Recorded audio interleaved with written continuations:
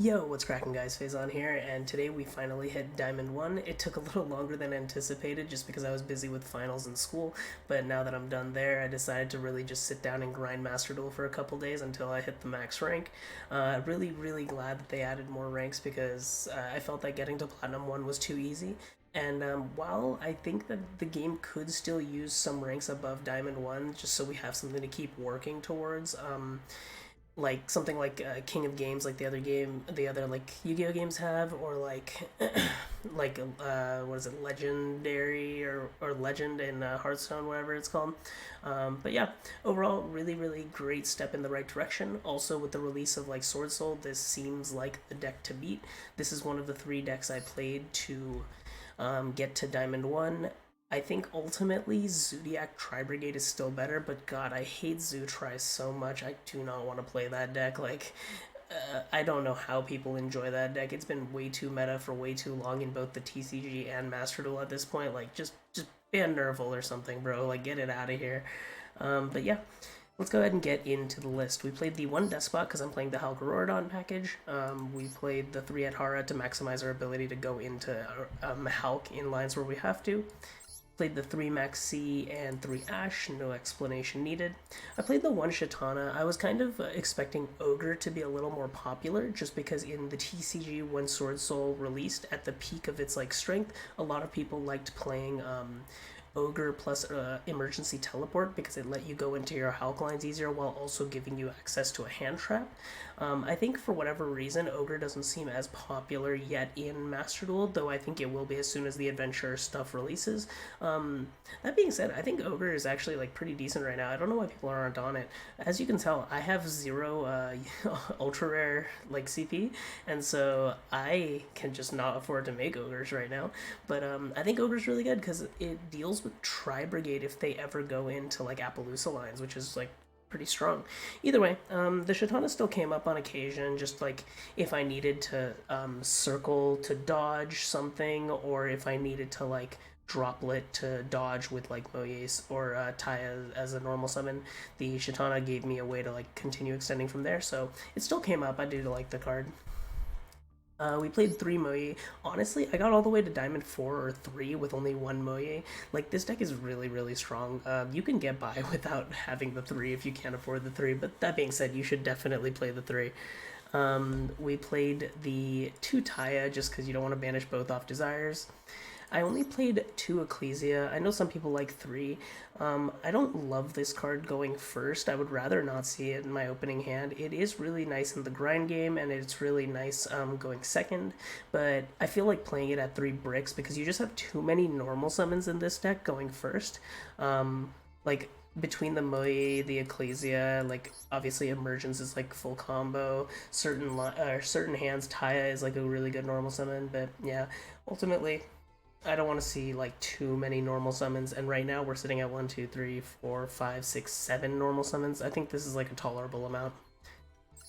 We played the 3 Long Yuan, 2 Vishuda, 3 Ashina, and the 1 Nibiru. This is just if someone wants to take the Maxi challenge, honestly.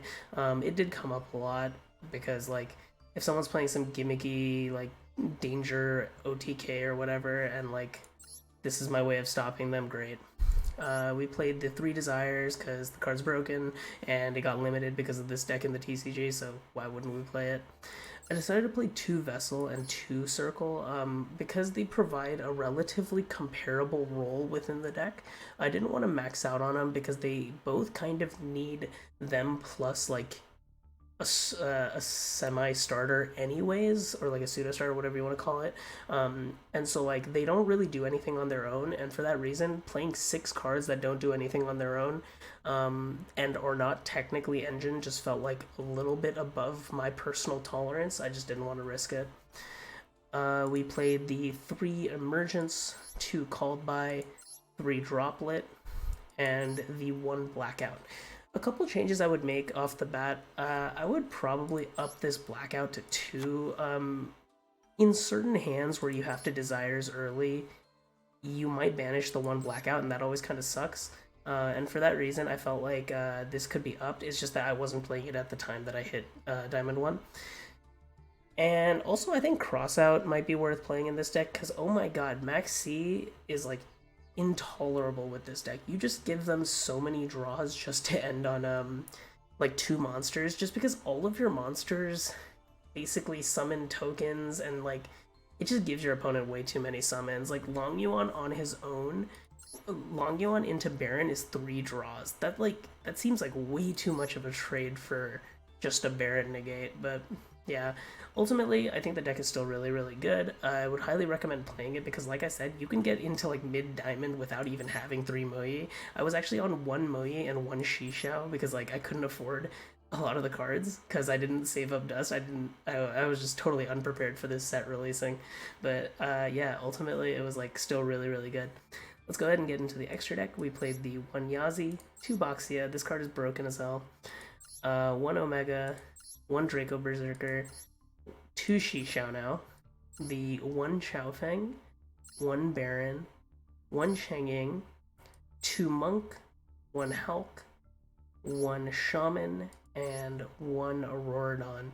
Overall, I think the extra deck was solid. I don't think there's anything I would really change. I think you can make an argument to play like Dragite maybe instead of the Omega. I know some people like Ruddy Rose. I personally really, really don't like Ruddy Rose. It never comes up for me. Like, yeah, you get to banish the grave, that's cool and all, but like I would rather have stuff that's like generically applicable all the time. The only thing that I think you could make an argument for is like dropping the Omega, because honestly, I almost like never go into this. There's like very, very specific lines where this comes up, but it's not like you have to go into it. Yeah, so ultimately, I think I would probably cut the Omega to play like the level 10 Long Yuan Synchro.